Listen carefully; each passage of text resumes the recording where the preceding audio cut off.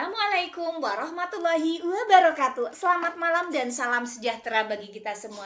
Bapak Ibu guru hebat, peserta pelatihan yang kami banggakan, ketemu lagi dengan saya Supiani pada pertemuan yang kedua di bulan April ini. Kita akan lebih banyak bercerita tentang bagaimana cara kita merancang pembelajaran yang berpusat pada siswa. Kalau pada pertemuan kemarin kita sudah bahas bagaimana konsep dasar pembelajaran yang berpusat pada siswa. Jadi di pertemuan kedua ini kita akan lebih ke bagaimana kita sih merancang pembelajarannya, lebih ke bagaimana kita membuat modul ajarnya lah, seperti itu ya Bapak Ibu. Jadi memang pembelajaran yang berpusat pada siswa itu kan merupakan sebuah pendekatan pembelajaran ya, di mana kita menempatkan siswa kita sebagai proses pembelajaran. Jadi memang di sini kita bukan kita yang aktif dalam proses pembelajaran, bukan berarti kita nggak terlibat, tapi kita akan menjadi pembimbing, kita akan menjadi fasilitator. Jadi bukan lagi kita yang menjadi satu-satunya sumber pengetahuan mereka, tapi bagaimana kita menyediakan, memfasilitasi mereka, membimbing dan mengarahkan mereka untuk mereka aktif pada proses pembelajaran itu sendiri. Jadi memang tugas kita ya mendorong mereka gitu untuk bisa aktif belajar, menemukan serta mengkonstruk sendiri pemahaman mereka, begitu ya. Jadi dengan pendekatan ini harapannya kemampuan berpikir kritis mereka, kemampuan mereka untuk bisa memecahkan masalah dan kreativitas mereka itu berkembang, begitu. Jadi dengan pembelajaran yang berpusat pada siswa ini, selain mengembangkan tadi cara berpikir kritis mereka, cara mereka memecahkan masalah, di sana juga akan mendorong adanya kolaborasi. Karena untuk memecahkan permasalahan itu tidak terlepas dari bagaimana mereka saling bertukar ide, mereka saling bekerja sama memecahkan masalah tersebut, begitu. Penting juga akan dibangun komunikasi yang efektif. Tentunya dalam pelaksanaan pembelajaran kolaboratif, komunikasi yang efektif itu sangat dibutuhkan gitu, supaya apa yang menjadi ide-ide, apa yang akan menjadi gagasan-gagasan mereka bisa tersampaikan dengan baik dan bisa menjadi sebuah pemecahan masalah yang efektif tentunya. Serta selain itu dengan pembelajaran yang berpusat pada siswa ini, harapannya keterampilan sosial mereka itu juga berkembang, seperti lebih menghargai pendapat teman, lebih empati, itu muncul di sana dari kegiatan aktivitas pembelajaran siswa tersebut. Itu tadi kenapa kita harus mengembangkan yang namanya pembelajaran yang berpusat pada siswa.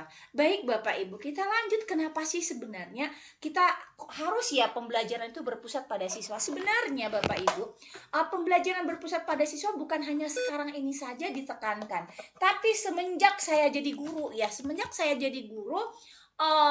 baik itu kurikulum, saya mulai ngajarkan itu menggunakan kurikulum KBK, kemudian KTSP, kemudian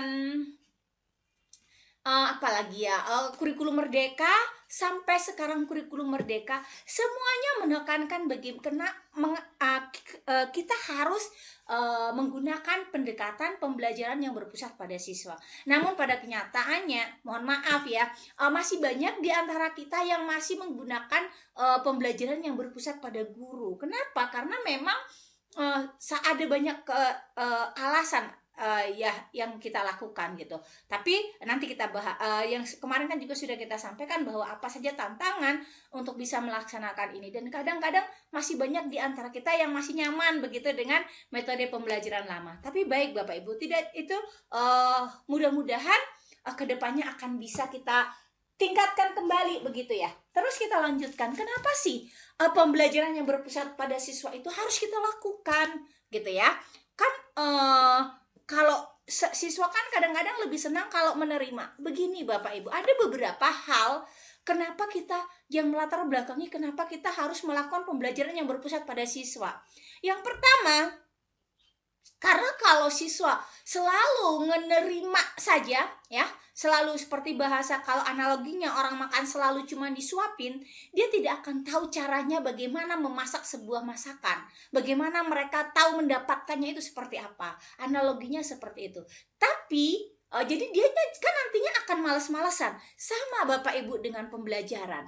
Jadi dengan kita melakukan pembelajaran yang berpusat pada siswa, mereka yang melakukan aktivitas itu semua, misalnya dari masak, dari nyari bahannya, mencucinya dan memasaknya, baru sampai mereka ke makannya, mereka makannya akan sangat nikmat karena tadi dia sudah melalui proses itu semua. Sama dengan pembelajaran Bapak Ibu. Kalau kita biasakan siswa itu mengkonstruk sendiri pemahamannya, maka mereka juga akan semakin semangat, semakin termotivasi untuk belajar. Jadi inilah tadi kenapa kita harus melakukan pembelajaran yang berpusat pada siswa. Karena dengan melakukan pembelajaran yang berpusat pada siswa, itu akan memberikan ruang bagi teman-teman, bagi siswa-siswa kita untuk belajar sesuai minat mereka, sesuai dengan kebutuhan mereka, sehingga motivasi belajar mereka meningkat, gitu ya. Jadi tadi kemudian selain meningkatkan motivasi belajar, di dalam pembelajaran berpusat pada siswa juga mengembangkan keterampilan berpikir kritis. Kita sangat tahu bahwa untuk menghadapi era globalisasi saat ini, kita harus bisa membekali peserta didik kita, membekali siswa-siswa kita dengan kemampuan 4C, kemampuan abad 21. Salah satunya yaitu berpikir kritis. Dengan melakukan pembelajaran yang berpusat pada siswa, siswa yang aktif dalam proses pembelajaran, mulai dari menemukan, bagaimana mereka bereksplorasi, mereka bereksperimen, mereka menemukan sendiri konsep tersebut, sehingga harapannya nanti mereka juga akan memecahkan sebuah masalah. Pastinya pemikiran kritis mereka akan terbangun dari setiap aktivitas yang kita rancang seperti itu. Jadi karena mereka akan dengan pembelajaran yang berpusat pada siswa ini, kita akan mendorong siswanya untuk berpikir kritis, memecahkan masalah tadi, menemukan solusinya sendiri. Jadi dari eksperimen tadi kan mereka akan mencari solusinya seperti apa, kan menggunakan eksperimen ya. Jadi di sanalah kita memberikan kesempatan kepada siswa untuk menganalisis informasi, mengungkapkan atau mengembangkan argumen mereka, dan mungkin mereka juga kalau misalnya belum masuk ke alam pikiran mereka, mereka bisa melakukan bertanya untuk bisa dapat secara mendalam. Kadang kalau kita nggak paham secara mendalam kan kita banyak pertanyaan. Begitu juga dengan siswa. Dengan adanya pembelajaran yang berpusat pada siswa, kita rancang mereka untuk belajar aktif, itu siswanya akan bisa lebih punya nalar kritis yang mana mereka bisa mencari solusi, dan juga mungkin kalau tidak tahu mereka akan banyak bertanya. Nah, ini yang penting, kita mengembangkan kemampuan mereka untuk bertanya juga harus ada gitu. Kemudian yang ketiga, kenapa kita harus melakukan pembelajaran berpusat pada siswa? Karena dengan melakukan pembelajaran yang berpusat pada siswa tadi akan membangun kemandirian, ya. Siswa sudah terbiasa dengan mencari, mengolah informasi untuk memecahkan masalah atau untuk menyelesaikan proyek mereka atau untuk menyelesaikan penelitian atau eksperimen mereka. Maka mereka sudah terbiasa belajar sendiri, tidak hanya mengharap nanti Bapak atau Ibu guru akan memberikan informasi-informasi tersebut, tapi mereka akan dengan aktif mencari, ini dari mana sih? Ini dari mana sih? Seperti itu. Jadi inilah pentingnya kenapa kita harus bisa membiasakan peserta didik kita untuk belajar aktif. Seperti itu Bapak Ibu. Oke, seperti apa karakteristik pembelajaran yang berpusat pada siswa? Oke, baik Bapak Ibu. Jadi pembelajaran yang berpusat pada siswa itu memiliki karakteristik tersendiri ya, yang membedakan dari model tradisional. Kalau kita misalnya menggunakan model tradisional, ceramah yang paling mendominasi ya. Tapi bukan berarti di pembelajaran yang ceramah itu tidak bagus. Ada time-time yang kita memang perlu memberlakukan pembelajaran yang dengan metode ceramah. Tapi memang kalau di dalam pembelajaran yang berpusat pada siswa, kita lebih meminimalisir bagaimana kita menjadi satu-satunya sumber dengan melakukan metode ceramah tadi. Tapi kita akan membuat siswa kita menjadi aktor utamanya. Jadi kita hanya memfasilitasi. Kalau kita menggunakan metode ceramah, berarti kan kita yang ceramah. Tapi boleh metode ceramah, tapi siswanya yang akan mempresentasikan apa hasil penyelidikan mereka. Boleh. Tapi itu kan bukan metode ceramah. Itu namanya bagaimana mereka mempresentasikan hasil dari penelitian mereka atau eksperimen mereka seperti itu di dalam forum kelas seperti itu. Jadi kita memang hanya memfasilitasi atau kita sebagai fasilitator itu artinya bukan kita menjadi satu-satunya sumber, kita ngarahkan mereka. Ini loh yang harus kamu cari. Kamu hari ini belajar ini, tujuan pembelajaran ini bla bla bla. Kemudian kegiatan ini nanti akan berlangsung seperti ini. Coba untuk sebelum masuk ke sini, saya akan berikan sebuah pertanyaan yang nantinya bisa teman-teman, anak-anak bisa cari seperti apa hasil apa. Misalnya kita berikan pertanyaan terbuka supaya mereka bisa memecahkan permasalahan terkait dengan pertanyaan yang kita berikan.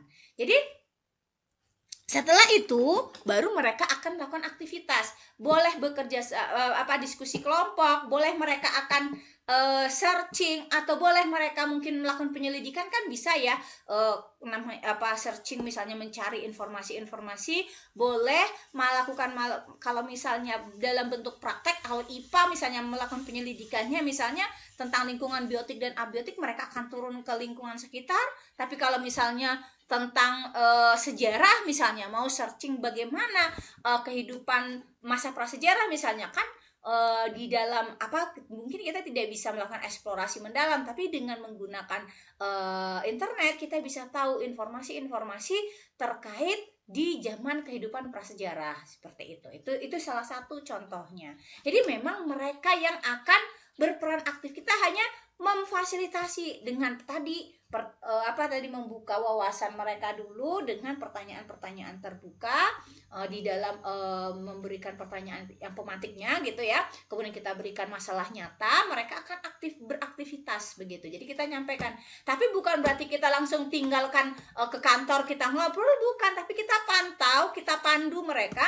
Kalau misalnya ada teman-teman, ada siswa-siswa yang masih kesulitan mencari ini apa sih sebenarnya yang dimaksud ini gitu ya, kita bisa memberikan masukan, coba kalau kamu searching masalah ini gitu. Atau misalnya Anda bisa, kita kalau misalnya anak bereksperimen tadi, guru IPA bawa ke lingkungan luar ya, lingkungan sekolah, membedakan mana lingkungan biotik dan abiotik. Di sana kita bisa mandu.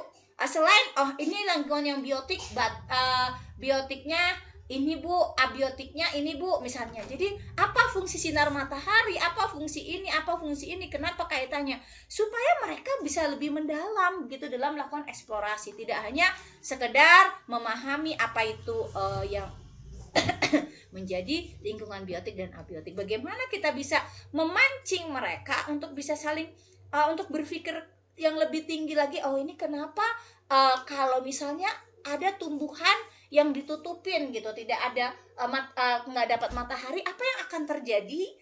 Maka itu yang kita harus bisa membuat mereka, karena namanya melakukan eksperimen ya. Jadi seperti itu.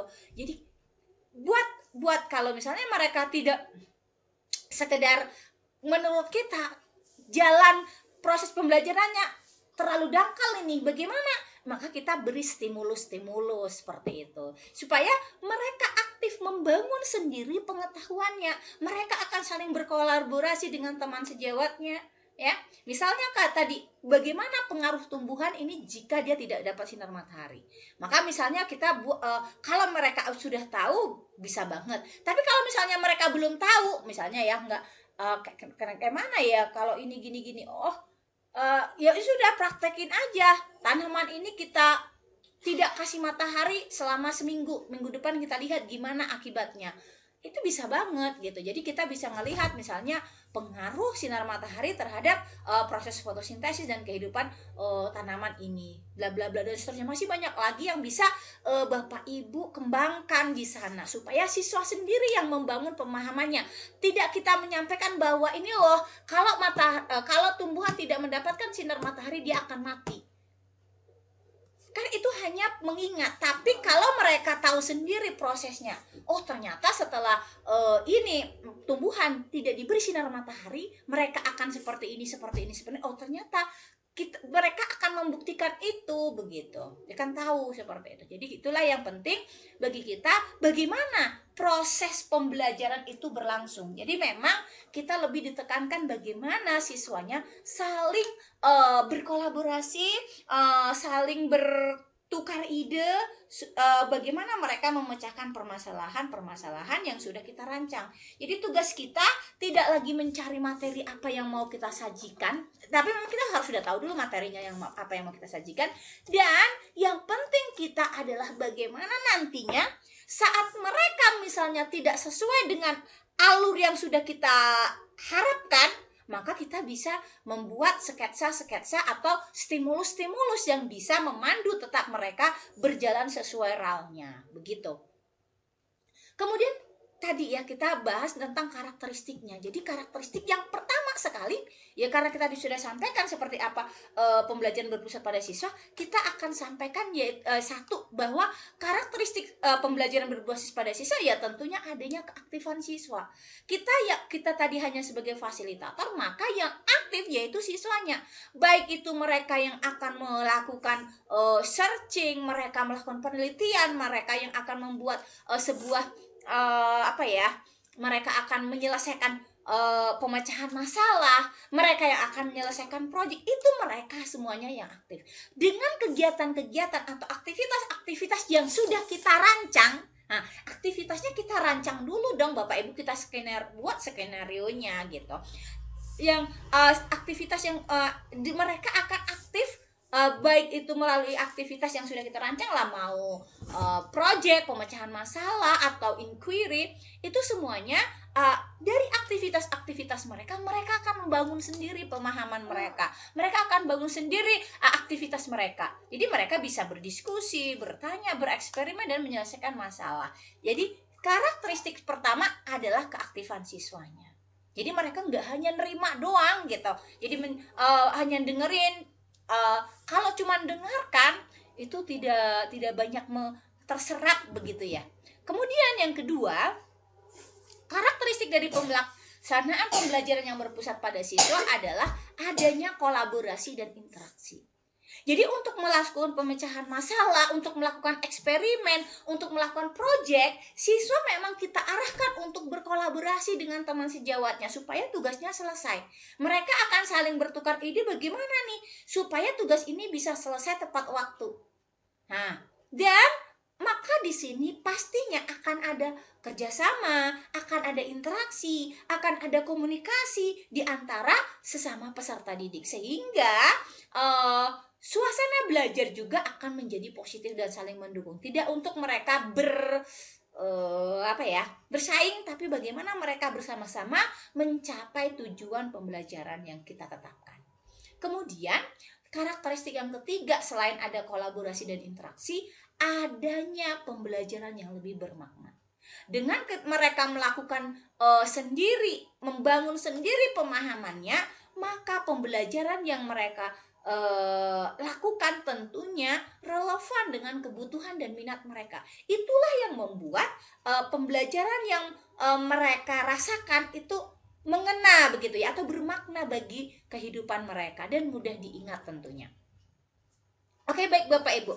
Jadi memang di dalam merancang sebuah pembelajaran yang berpusat pada siswa tidak terlepas dari yang namanya rencana pelaksanaan pembelajaran atau RPP, atau yang kita sekarang kenal dengan modul ajar. Kenapa saya masih suka dengan menyebutnya RPP? Kan RPP rencana pelaksanaan pembelajaran. Mau nanti judulnya modul ajar atau apa, kan tetap yang namanya itu adalah sebuah rencana. Jadi kita atau skenario pembelajaran lah begitu ya, nanti mana tahu kita berubah lagi nama rencana kita. Jadi kurang lebihnya seperti ya Bapak Ibu, kita harus bisa menyusun langkah-langkah pembelajaran atau strategi pembelajaran yang nanti akan kita siapkan. Jadi bagaimana sebelum kita menyusun rencana pembelajaran ini, Bapak Ibu pertama sekali harus analisa kondisi dan kebutuhan siswa. Kita harus tahu ya, kalau kita membuat modul ajar kan pastinya harus ada namanya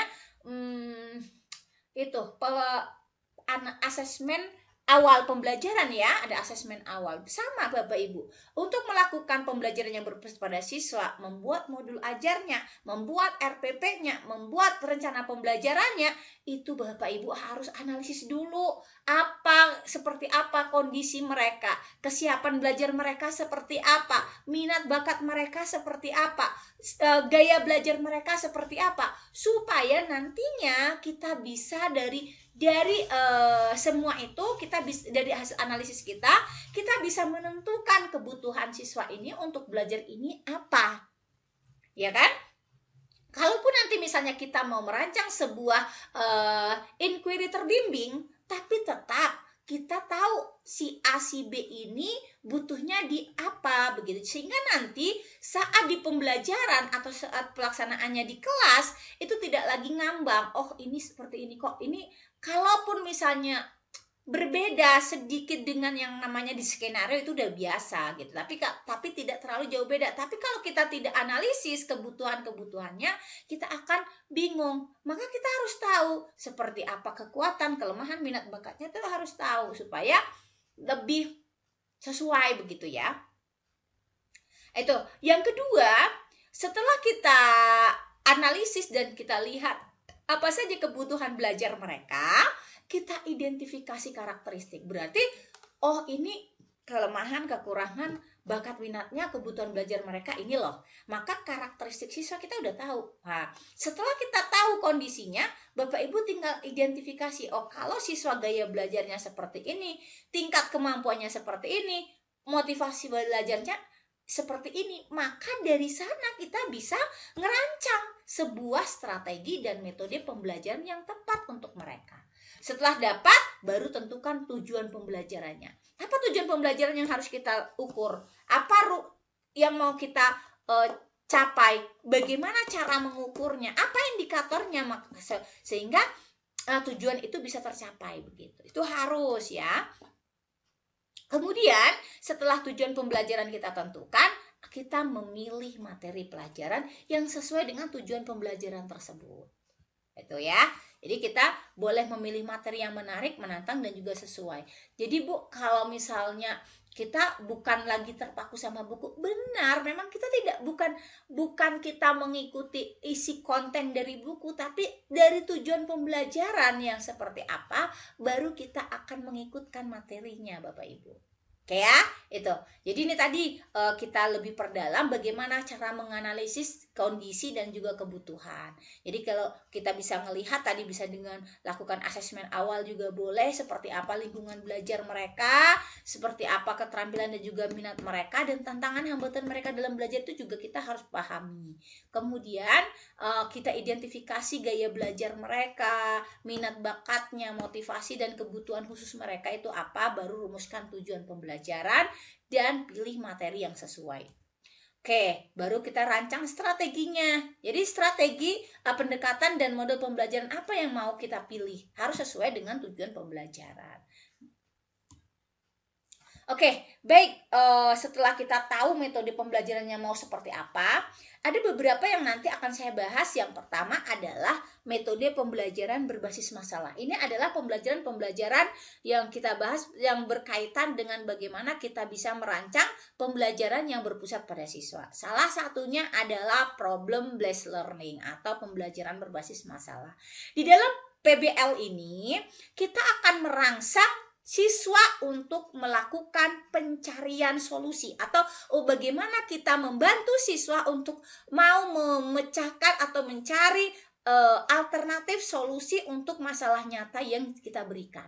Jadi dengan melakukan pembelajaran berbasis masalah, kita pastinya mendorong siswa cari solusi dari permasalahan nyata kan. Jadi kita harus bisa merangsang peserta didik untuk munculkan rasa ingin tahu mereka. Bagaimana kita mendorong siswa untuk berpikir kritis dan kreatif mencari solusi dari permasalahan ini. Maka berikan pertanyaan yang memang benar-benar memicu bagaimana mereka untuk lebih penasaran begitu ya, rasa ingin tahunya ada. Kemudian bagaimana kita membantu supaya merangsang mereka untuk berpikir kritis dalam mencari solusi tersebut gitu. Jadi pertanyaannya ya memang sedikit menantang. Kalaupun nanti mereka kebingungan, kita kasih stimulus, bukan jawaban, bukan langkah-langkah yang tapi kita kasih stimulus supaya mereka bisa melakukan langkah-langkah yang ke arah yang ke sana, seperti itu. Kemudian di PBL juga itu akan terjalin kerjasama dan kolaborasi, karena memang PBL ini tidak dilakukan sendiri, artinya pola pembelajarannya berbasis kolaborasi. Nanti kita harus membiasakan peserta didik untuk bisa belajar bersama dalam memecahkan masalah. Mereka akan saling bertukar ide, mereka akan saling mendukung supaya nih proses ini tugas mereka bisa selesai dan memberikan warna atau memberikan hasil yang baik begitu. Kemudian selain meningkatkan kerjasama, di dalam PBL juga akan meningkatkan pemahaman konsep. Setelah mereka misalnya saling berdiskusi tadi memecahkan masalah, tentunya konsep dasar yang ingin kita terapkan atau konsepnya itu bahkan kalau di pemecahan masalah kan sudah memecahkan masalah, itu berarti sudah menggunakan konsep itu untuk pemecahan masalah. Berarti sampai di sini kita pasti paham bahwa yang namanya dengan melakukan PBL itu siswa akan lebih paham, mendalami konsep itu, karena mereka sudah dibiasakan. Tidak hanya konsep itu yang akan mereka pelajari, tapi bagaimana mereka sampai ke penggunaan konsep itu untuk menyelesaikan atau mengaplikasikannya ke dunia nyata, seperti itu. Oke, selain PBL, ada lagi metode pembelajaran yang bisa meningkatkan proses pembelajaran yang berpusat pada siswa, yaitu PJBL atau pembelajaran berbasis project based learning gitu ya. Jadi project based learning merupakan metode pembelajaran yang melibatkan siswa untuk menyelesaikan project yang menantang dan bermakna.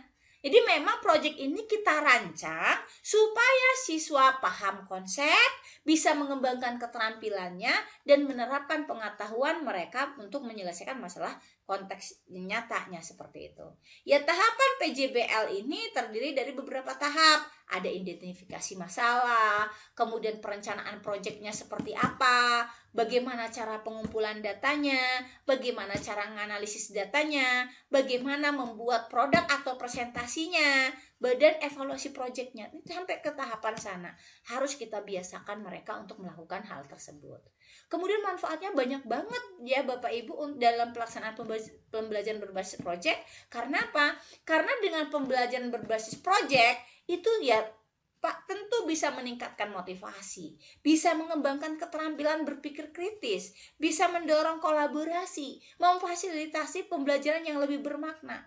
Ya memang karena dengan mereka terbiasa melakukan pembelajaran berbasis proyek, ya ke semua tadi itu bisa kita dapatkan, manfaat-manfaat itu bisa kita rasakan gitu ya. Nah, apa saja contoh pembelajaran PJBL? Contoh nih, PJBL di guru IPA, di IPA ya misalnya. Jadi kita meminta siswa membuat model kerangka manusia untuk memahami struktur tulang manusia. Membuat kerangka manusia, itu kan berarti produknya ya. Bagaimana membuat kerangka manusia, ini misalnya kita kasih waktu berapa minggu gitu ya.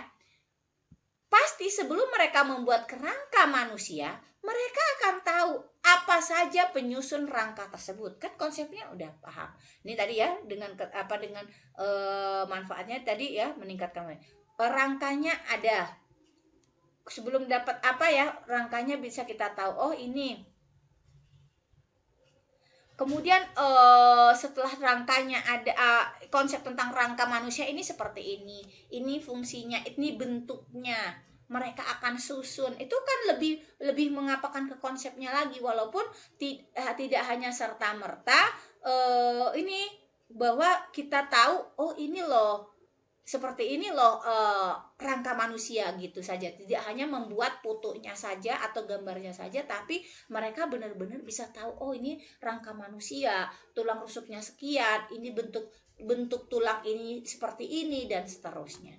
Inilah manfaat-manfaat dari PJBL tadi ya. Oke, lanjut.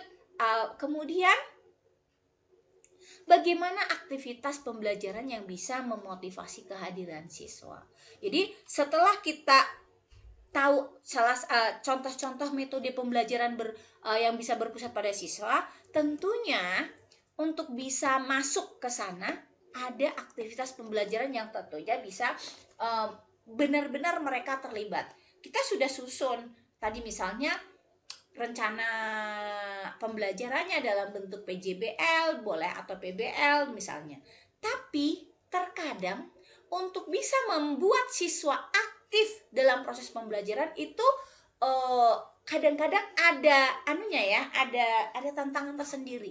Artinya tidak semua siswa setelah kita rancang itu benar-benar mau mengikuti apa yang sudah ada di skenario yang kita berikan. Jadi bagaimana kita bisa memotivasi kemandirian siswa?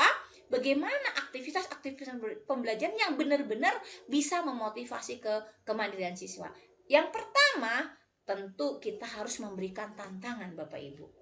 Ya tadi tantangannya bisa bentuknya masalah, bisa bentuknya kita meminta mereka membuat proyek. Jadi memang Bapak Ibu harus bisa berikan tantangan sesuai tingkat kemampuan siswanya ya. Jadi misalnya soal-soal yang menantang, proyek-proyek yang kreatif tadi, tugas-tugas yang memerlukan analisis pemecahan masalah. Jadi tidak hanya tugasnya itu hanya mengukur kemampuan mengingat saja, tapi kita harus bisa bagaimana kita membuat siswa itu benar-benar lebih tertantang gitu ya. Pertanyaan terbuka, bukan berarti harus sulit, tapi kita sesuaikan dengan tingkat pemahaman mereka. Jadi nanti saat mereka sedikit kesulitan dalam tanda petik ya, kita bisa membantu mereka dengan mendampingi dengan memberikan stimulus-stimulus seperti itu. Kemudian juga kita harus pilihkan materi pelajaran itu yang sesuai dengan bakat minat dan relevansinya dengan kebutuhan mereka.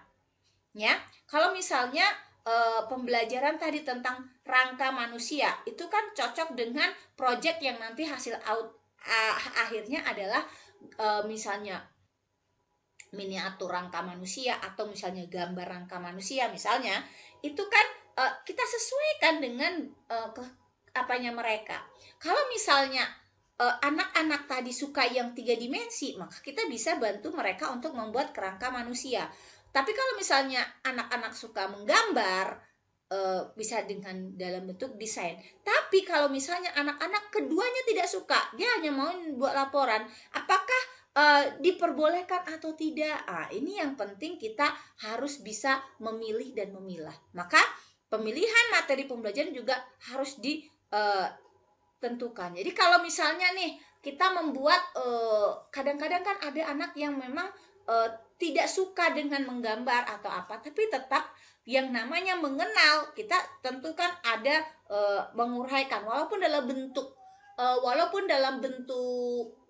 laporan ya. Kita kan minta mereka membuat sebuah kerangka manusia, tapi kalau misalnya anak-anak tadi kepingin menyampaikan dalam bentuk laporan, ya kita harus bisa menerima. Tapi nanti kan ditambah bentuknya seperti apa. Kalau misalnya kan ada anak yang memang nggak bisa gambar, dia bisa searching gambarnya di internet, nanti ditempelkan, tapi dia bisa menjelaskan ini loh gitu. Ada anak yang memang lebih suka dia menggambar, ini kerangka manusia ini seperti ini loh. Jadi tidak harus kita menyajikannya itu harus sama ya. Jadi boleh kita sesuaikan. Jadi walaupun tadi materinya mungkin kita rasa harusnya nih seperti ini, tapi padahal bisa kok dimodifikasi. Tetap esensinya kita harus tahu bahwa si anak tadi paham apa saja yang menjadi penyusun rangka manusia. Begitu. Kemudian supaya aktivitas pembelajarannya bisa juga tetap bisa menarik bagi mereka, Bapak Ibu gunakan teknik bermain ya. Jadi artinya kita harus bisa membuat namanya proses belajar ini yang menyenangkan. Tadi kalau kita paksakan si anak harus membuat torso manusia, misalnya kerangka manusia ya torso manusia. Anak-anak yang nggak suka gambar yang dia hanya bisa akan kesulitan. Kita nggak boleh gambar dari gambarnya ambil dari internet, nggak boleh. Tapi harus kita buat penjelasan ya, itu kan bisa memudahkan. Oh ya udah, nggak apa-apa, saya akan buat laporan, tapi untuk gambar-gambarnya secara detail saya akan ambil nih, saya kan nggak pandai menggambar gitu. Ya udah, nggak apa-apa.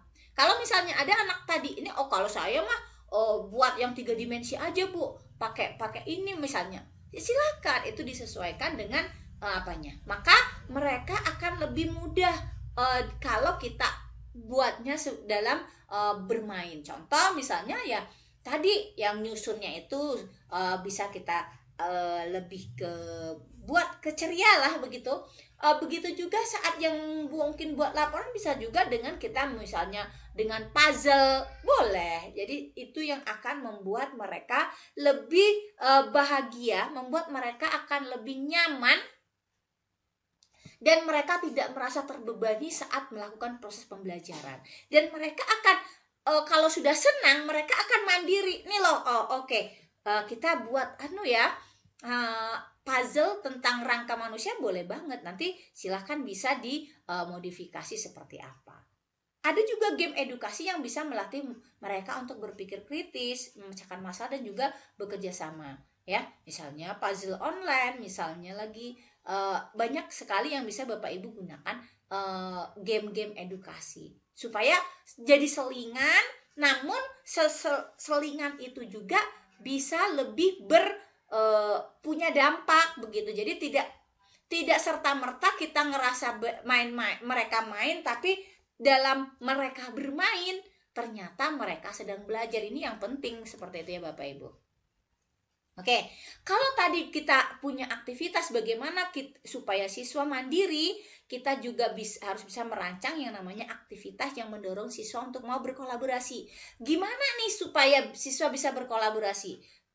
Yang pertama, aktivitasnya dengan diskusi kelompok, ya.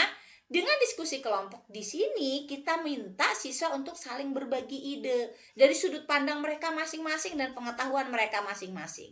Jadi siswa belajar untuk mendengar dan menghargai pendapat orang, walaupun mungkin antara si A si B belum tentu pandangannya sama, belum tentu idenya sama, tapi kita bisa saling mendengar dulu ya, bagaimana pandangan mereka tentang suatu objek misalnya, seperti itu. Jadi kita nanti bisa lebih memahami, ternyata seperti ini.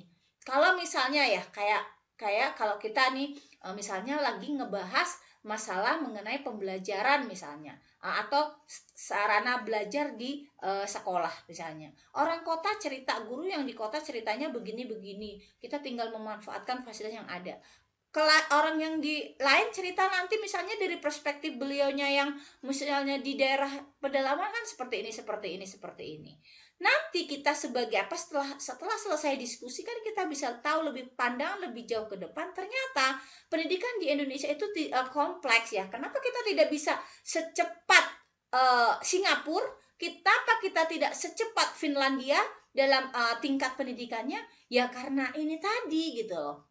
Ya, kadang kita tidak bisa serta-merta mengatakan kitanya yang lelet, pemerintahannya yang begini. Terkadang kan kita seperti menyalahkan ya, gurunya nggak pada semangat nih, atau misalnya fasilitas sarananya prasarananya nggak ada, gimana nih gitu. Ya kita harus menyadari, setelah kita bercerita, berbagi ide, kita kan punya perspektif yang berbeda ya dari yang tadinya kita mungkin ada sebagian menganggap kalau misalnya guru kota kan untuk melakukan pembelajaran ini gampang, bla bla bla bla bla bla, gampang. Kalau kita yang dari desa ngomongnya seperti ini. Oh, baru kita tahu, ternyata setelah disondingkan, didudukkan bareng, ternyata pasti cara pandang kita akan berbeda. Yang tadinya kita nganggap Indonesianya aja lambat, pemerintahnya begini-begini, kita akan bisa memikirkan, oh iya ya, Singapura kan kecil, cara memanagenya lebih mudah begitu. Itulah pentingnya tadi aktivitas yang bisa mendorong kolaborasi. Kita harus bisa membuat mereka saling diskusi kelompok. Selain diskusi kelompok, aktivitas yang mendorong siswa untuk berkolaborasi yang kedua adalah proyek bersama. Jadi kita berikan sebuah proyek kepada satu kelompok, kita minta mereka untuk menyelesaikannya tugas secara berkelompok, dan kita berikan mereka keleluasaan lah untuk saling berbagi tugas, keleluasaan mereka untuk mengatur waktunya. Ya, yang penting kita kasih deadline-nya sampai sekian. Tapi kita tetap membuat stimulus, kita pantau dengan udah sampai di mana progress projectnya, sampai di mana. Jadi kita jangan pernah lupa kita terlena dengan jadi kita tetap bisa mengkoordinir. Jadi mereka akan aktif tuh berkolaborasi. Kemudian aktivitas pembelajaran yang mendorong kolaborasi yang selanjutnya yaitu adalah presentasi atau debat. Ya. Jadi dengan kegiatan presentasi atau debat itu bisa melihat bisa mengaktifkan siswa untuk saling berkolaborasi. Di debat ini atau di presentasi, siswa kan sudah mempresentasikan hasil proyeknya misalnya, kemudian dipaparkan seperti ini temuan mereka di lapangan. Ternyata menurut kelompok lain misalnya ada perbedaan pendapat, akan terjadi tukar pendapat, itu yang juga bisa menjadikan sesuatu yang lebih baik begitu. Jadi kita sudah membiasakan mereka untuk bisa menerima perbedaan dan bisa mempertahankan. Ya, kadang juga kita penting untuk bisa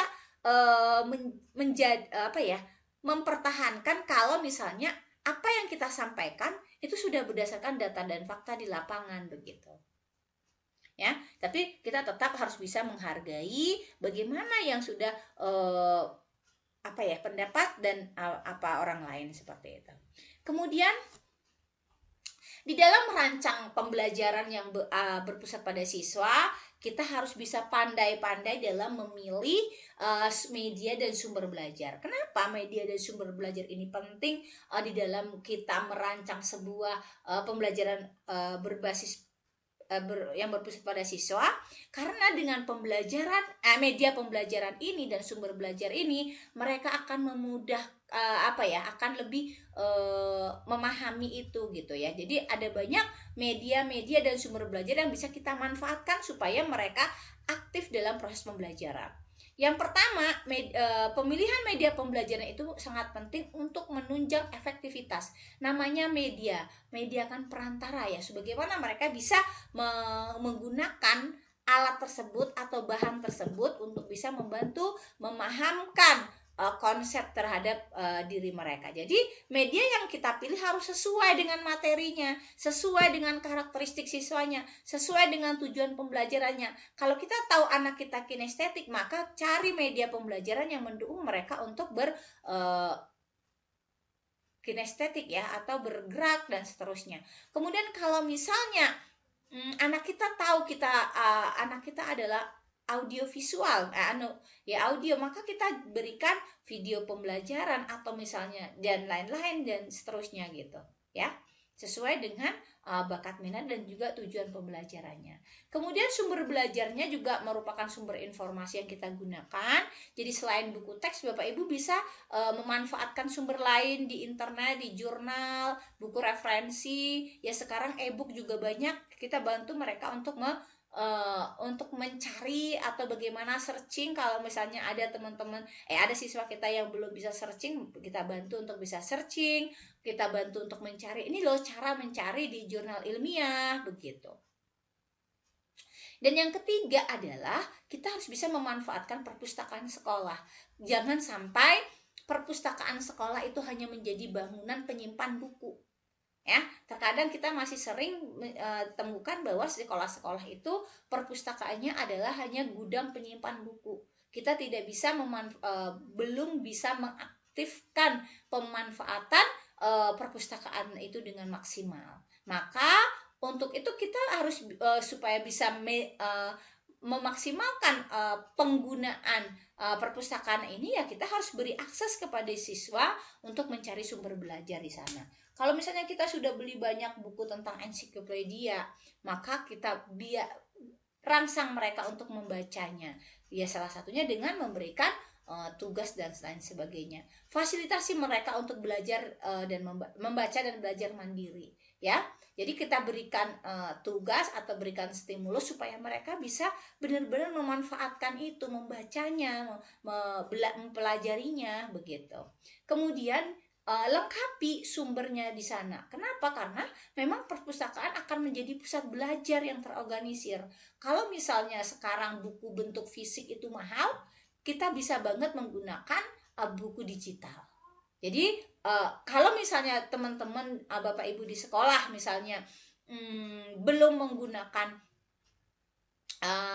perpustakaan digital, bisa banget itu, karena itu sangat akan murah ya, lebih murah daripada kita membeli buku dalam bentuk fisik seperti itu.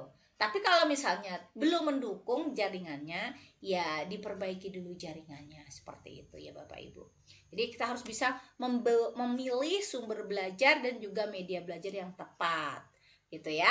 Kemudian langkah-langkah pembelajaran seperti biasa, ya tetap ada pendahuluan, kegiatan inti dan juga penutup. Jadi di dalam pendahuluan ya tentunya kita harus buat persepsi dan motivasi untuk menyiapkan peserta didik supaya bisa benar-benar sudah siap mengikuti materi pelajaran kita hari ini. Kemudian ada ya penguatan terhadap materi sebelumnya supaya terjalin kembali mana pengetahuan awal mereka dengan apa yang nantinya akan kita pelajari, seperti itu. Kemudian Bapak Ibu guru bisa menggunakan metode seperti tanya jawab, permainan dan juga demonstrasi seperti yang tadi sudah kita jawab bahas di depan. Kemudian di kegiatan inti, Bapak Ibu bisa memilih mengimplementasikan strategi pembelajaran yang sesuai lah. Misalnya bisa PBL, bisa inquiry, bisa PJBL dan seterusnya. Di kegiatan penutup, jangan lupa Bapak Ibu memberikan evaluasi dan memberikan refleksi penting, ya. Jadi Bapak Ibu bisa menggunakan sistem seperti rangkuman atau kuis, ya, atau juga diskusi. Misalnya kita minta mereka untuk melakukan refleksi selama 3 menit aja, nggak usah banyak-banyak. Kemudian setelah itu mereka kita berikan kuis dalam bentuk yang paling sederhana lah.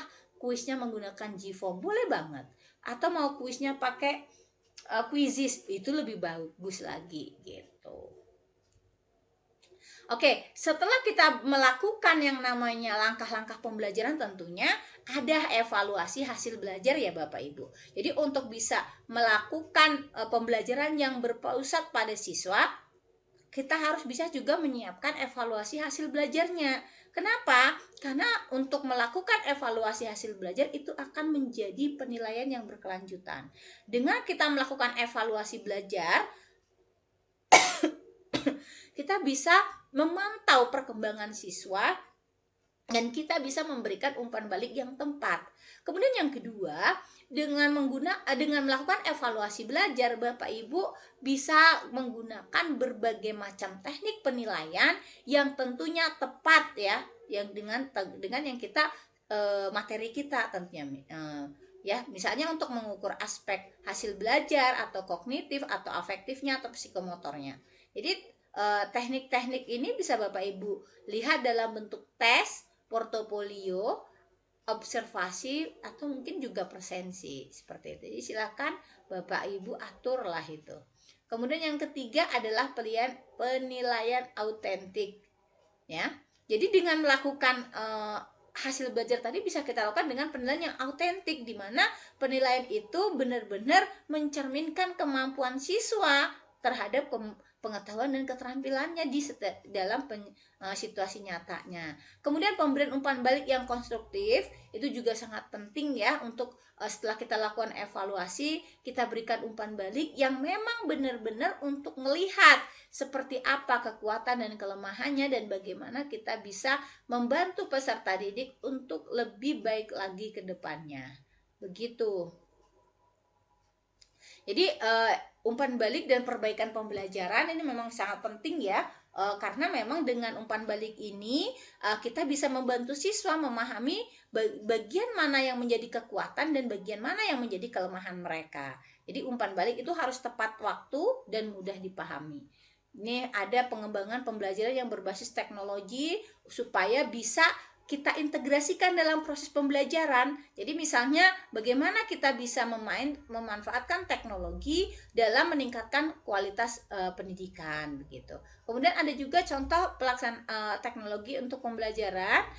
Ini seperti learning management system, aplikasi edukasi, video pembelajaran, simulasi dan game edukasi bisa banget bisa kita terapkan di sana. Jadi di sini untuk bisa merancang sebuah pembelajaran yang berpusat pada siswa, guru berperan sebagai fasilitator. Fasilitator itu artinya mempermudah. Bapak Ibu guru mempermudah bagaimana peserta didik untuk beraktivitas di dalam pembelajarannya. Maka Bapak Ibu guru bukan menjadi satu-satunya sumber belajar, tetapi Bapak Ibu guru akan membimbing, memotivasi, menyediakan atau memberikan stimulus-stimulus atau memfasilitasi kegiatan siswa untuk mereka aktif dalam belajar. Ada banyak tantangan dan kendala dalam mengimplementasi pembelajaran yang berpusat pada siswa. Yang pertama, manajemen kelas yang menantang begitu ya. Jadi memang dengan manajemen kelas yang mungkin belum terkoordinir dengan baik, itu akan mengakibatkan siswa itu menjadi kurang aktif lah dalam proses pembelajaran.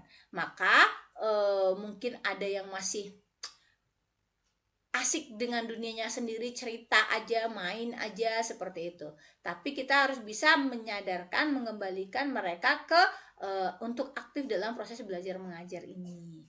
Kemudian yang kedua, persiapan penilaian dan yang kompleks. Jadi memang untuk kita bisa merancang pembelajaran yang berpusat pada siswa harus punya persiapan ya yang lebih kompleks. Kemudian ada beberapa kesulitan dan juga dalam melakukan kolaborasi. Jadi tidak semua siswa itu mempunyai kemampuan untuk kolaborasi yang sama. Jadi Bapak Ibu perlu perlu memimpin, perlu memfasilitasi, perlu membuat sebuah bimbingan lah begitu supaya mereka bisa sama-sama bekerja gitu. Baik Bapak Ibu, itu tadi ya bagaimana kita sudah belajar mengenai pembelajaran yang berpusat pada siswa yang merupakan sebuah pendekatan yang efektif yang nantinya akan menghasilkan hasil belajar dan motivasi siswa yang lebih baik. Jadi untuk penerapannya sendiri, strategi pembelajaran yang berpusat pada siswa itu seperti pembelajaran berbasis masalah, pembelajaran berbasis proyek yang bisa nantinya akan mengembangkan keterampilan berpikir kritis, kreativitas dan juga kolaborasi. Bapak Ibu harus terus berupaya untuk meningkatkan kompetensi dan kemampuan supaya kita bisa merancang dan melaksanakan pembelajaran yang lebih berpusat pada siswa. Jadi perlu juga adanya dukungan dari pihak sekolah yang dapat menyediakan sumber daya dan pelatihan bagi guru dan juga memfasilitasi pembelajaran yang inovatif dan tentunya berpusat pada siswa. Baik, itu saja materi kita pada kesempatan malam hari ini. Bapak Ibu tetap semangat. Kurang lebih saya mohon maaf. Saya akhiri. Wabillahi taufik wal hidayah. Assalamualaikum warahmatullahi wabarakatuh.